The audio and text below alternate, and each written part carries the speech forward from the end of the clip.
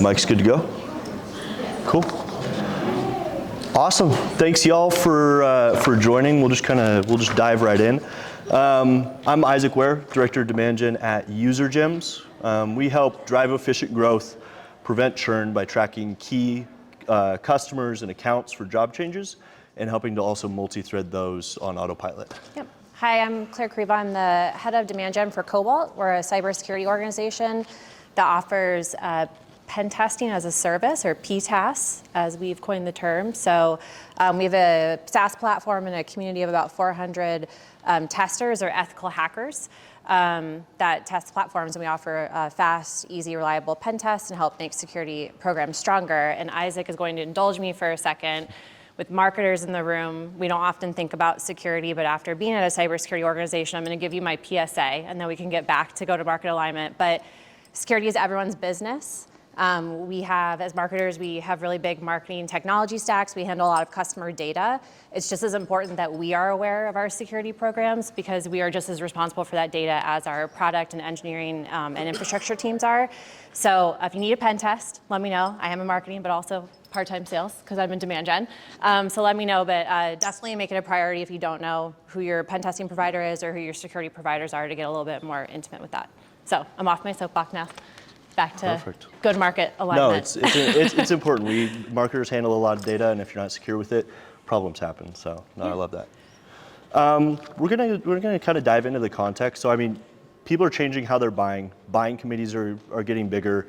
Churn prevention and expansion are more important than ever. And we've all been hearing this year that we need to do more with less, but we all happen to have the same revenue goals or even higher revenue goals. So we're going to talk through what does that actually look like in practice in terms of alignment. And we're also going to talk about how teams can do this at scale without burning out. So we're going to talk about lining your teams, and then hopefully just give some really actionable playbooks, talk about actual tactics related to this. So Claire, I guess what surprising things have you noticed about how people are buying, and especially in cybersecurity? Sure. Cybersecurity people are weird. This is great to be with marketers, by the way. Everyone's really happy. Everyone's engaging. It's not like that in cybersecurity. Our buyers are highly skeptical. They're suspicious by nature. They're highly technical. Their job is to keep people out, so getting them in from a marketing perspective is really, really hard.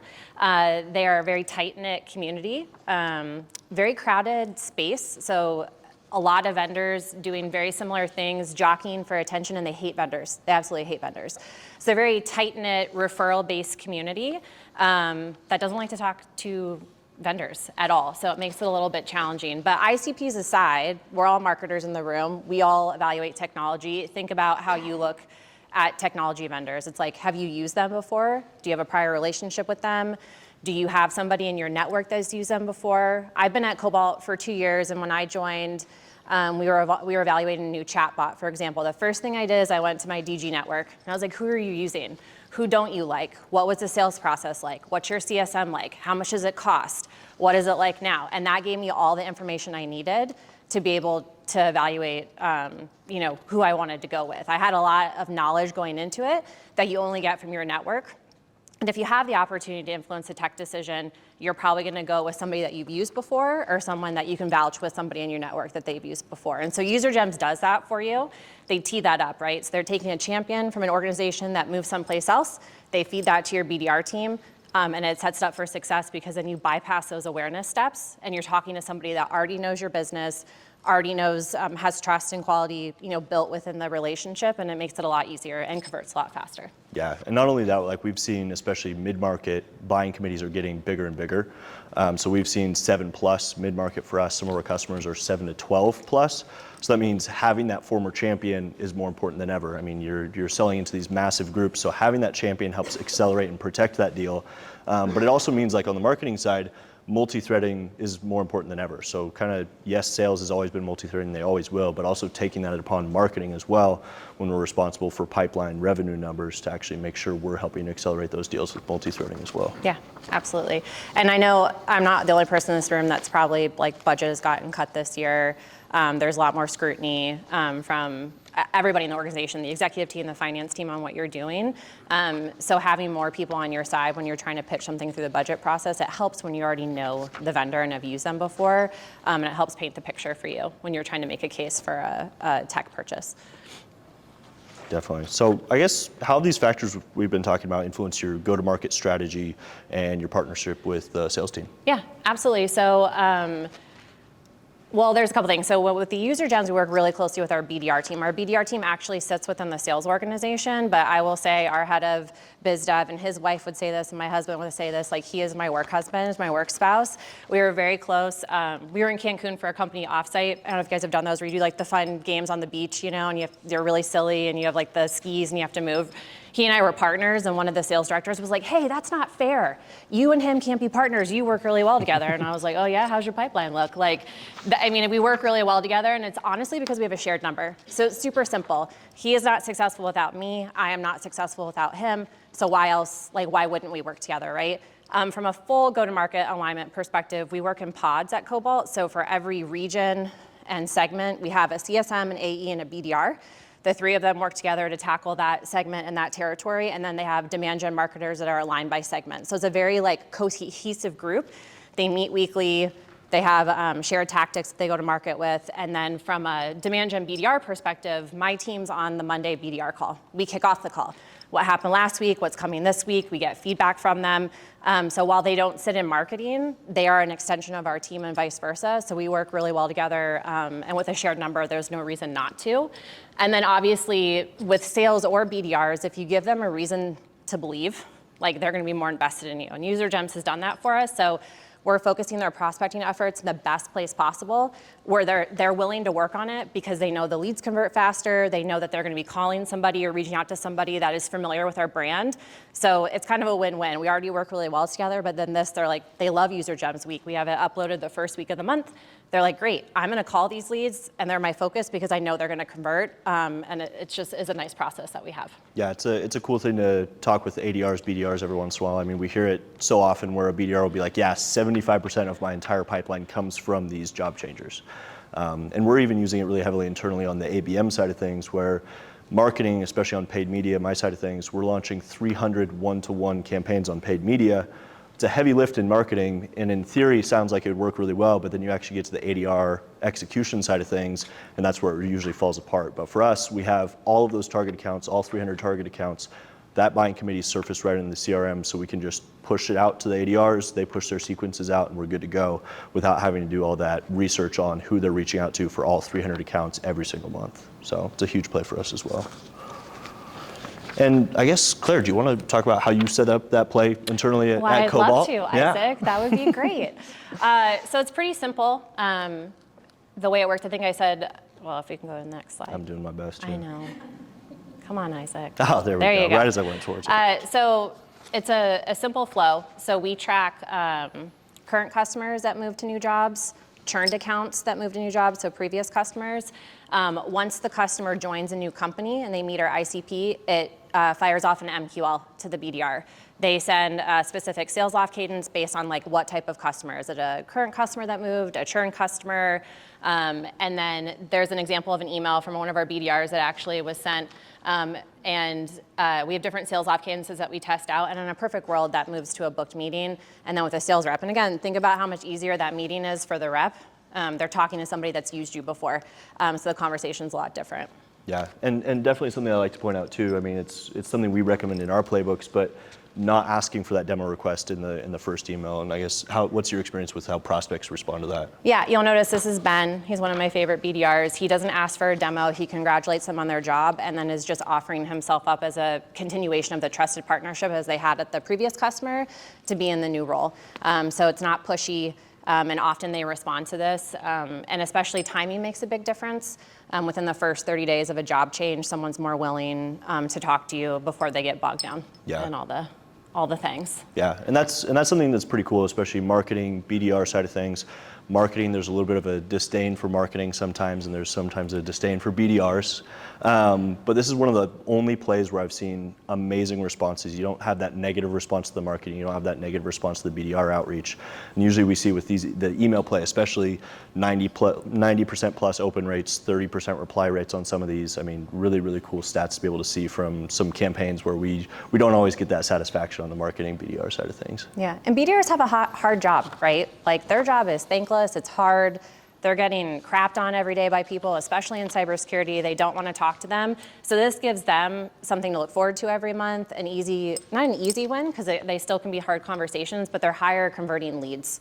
So they know that with this, they'll be able to hit their number, and then it builds trust with the other programs that we have, because we gave them a reason to believe in demand gen and what we're doing, so they're much more willing to work on the other programs since they have this in their back pocket as well. Yeah. So much respect for BDR teams. I think that's a really hard job. Yeah. And I guess too, that's a lot of signals prioritized. So I guess walk us through like how you prioritize that at Cobalt. Yeah, absolutely. So there's a couple ways that we prioritize these types of plays. So one, like I mentioned before, is timing. Did they change jobs within the last 30 days? That gives them a higher lead score.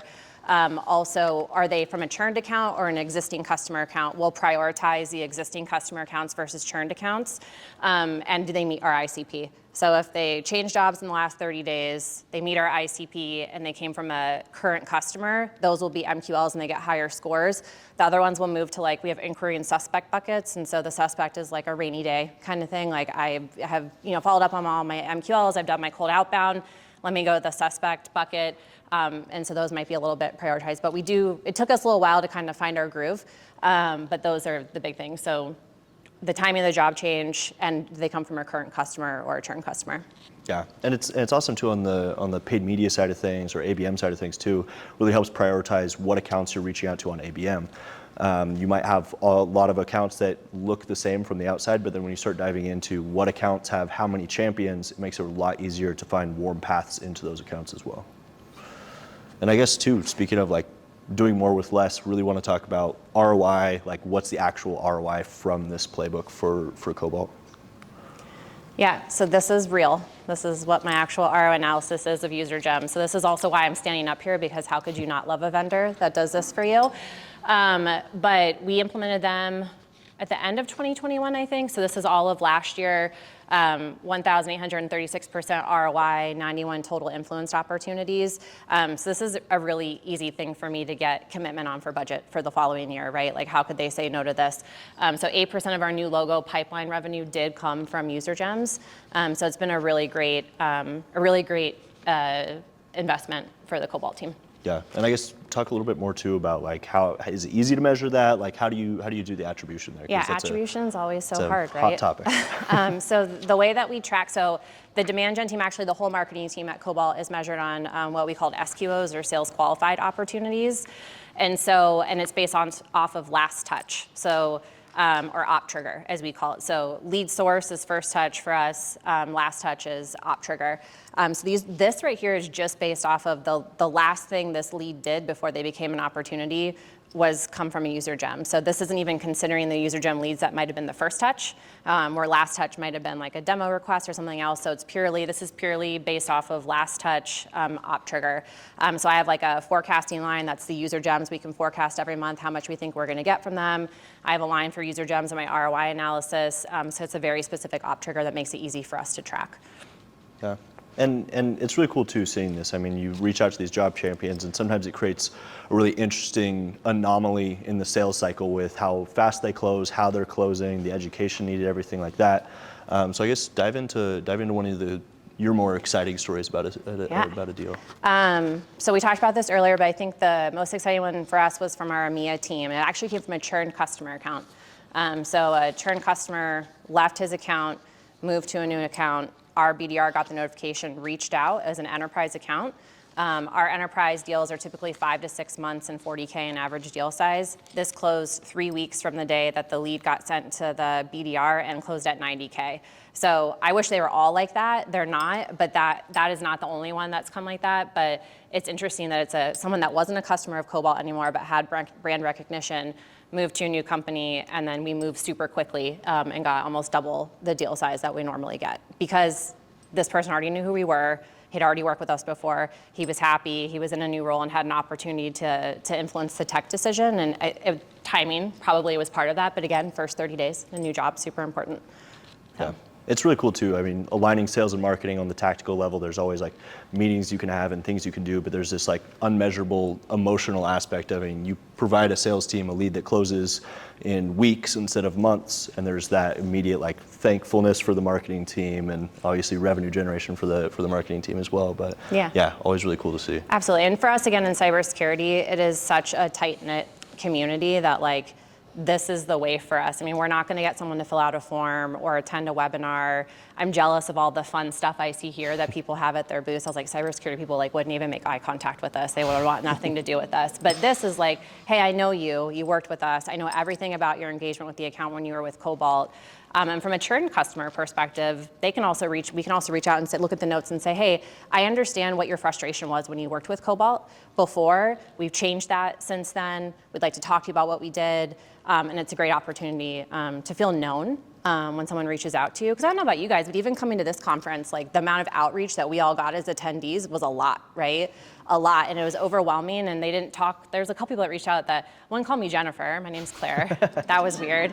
But for like the current customer, like there's a lot of people here that are vendors that of mine, right, that I work with regularly, and it's nice to just like make contact with them and reach out to them. And if I, one day go to a new company, if I have a great relationship, you best believe I'm bringing UserGems with me when I go to the next place. But yeah, so it's nice to be talked to like they know you and they care about your business. Yeah. So. And it is really cool. I mean, you start seeing that more and more as you start tracking these. I mean, sometimes you'll have champions that have brought you in 4 different times at different companies. I mean, it's kind of the benefit of some of these job hoppers is they jump every year and they manage to bring you in every single year as they move to the next company. So the quicker you can reach out to those people and have them bring you in at the next company is huge benefit. Can we ask a question? Let's do it, yeah. Yeah, go ahead. Yeah. What data service did you use to manage the changes, to manage your moves and jumps? That's the question. Yeah, so UserGems automates that process for a lot of people. So we identify that, we notify, but then we also, like for outreach, we directly integrate with outreach. We help push those playbooks to outreach, and then we also help if you want to do that manually, you can still do that manually, but if you want to automate the whole process, a lot of our customers will do that as well. So they can just push those to outreach. The outreach happens automatically, so you don't have to really worry about it. It's one of those always on plays. Yeah, and I don't even think we necessarily do that for outreach, but ours is integrated with Salesforce. So you set it up, you put like all of your customer accounts, everything in UserGems so they know, and it's an automatic integration with Salesforce, and as your list changes, that changes, and it just feeds it into Salesforce for MQLs. And it's a really easy setup and implementation too. Do you also notify the rep that lost that contact, that his contact has been? Here, next slide. This is an amazing we didn't even pay her to say this. Yeah, go ahead. No, it's an awesome transition. So I mean, there's a huge customer success play. There's a huge expansion and renewal side as well. So yes, we are notifying CSMs, AE, whoever you want to notify about that. On the CSM side of thing, there is a huge churn risk when that champion leaves. So you notify that champion when that person leaves, so they notify a new champion. But also, when a previous champion joins your account, we're notifying that same CSM, hey, this is a huge opportunity for expansion at this account as well. So I guess. Yeah, I mean, you covered it. We're looking to do that now at Cobalt. So up until this year, my team, the demand gen team, has been very focused on new business only, and now we're being chartered with customer expansion, renewal, supporting the CS team.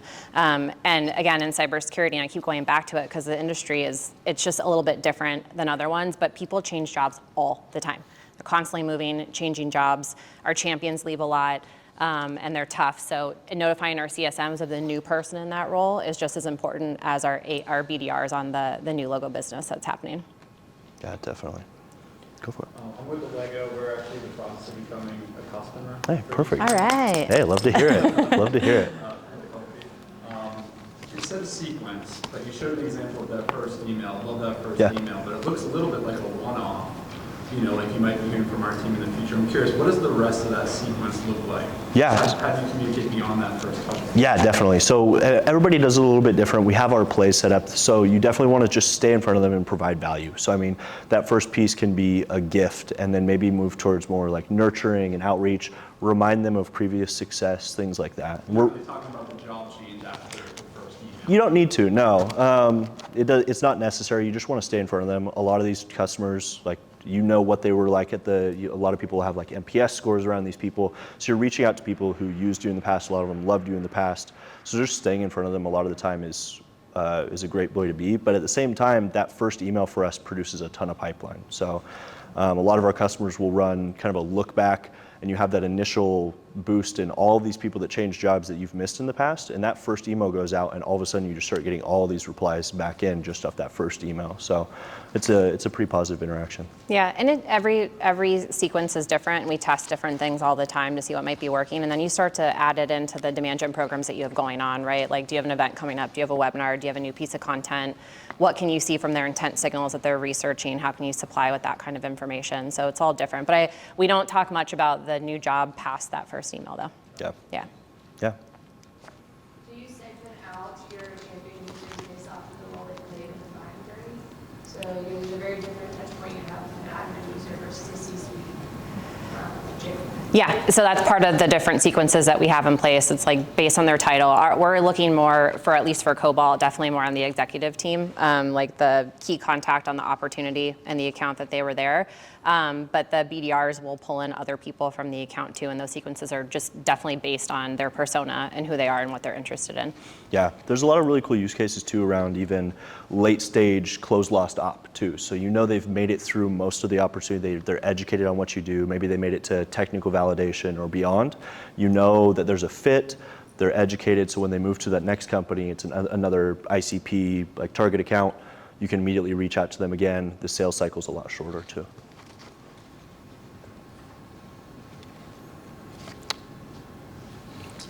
When you do have a champion that goes to your company and they click, how are you attributing that as your like lead source and opportunity trigger?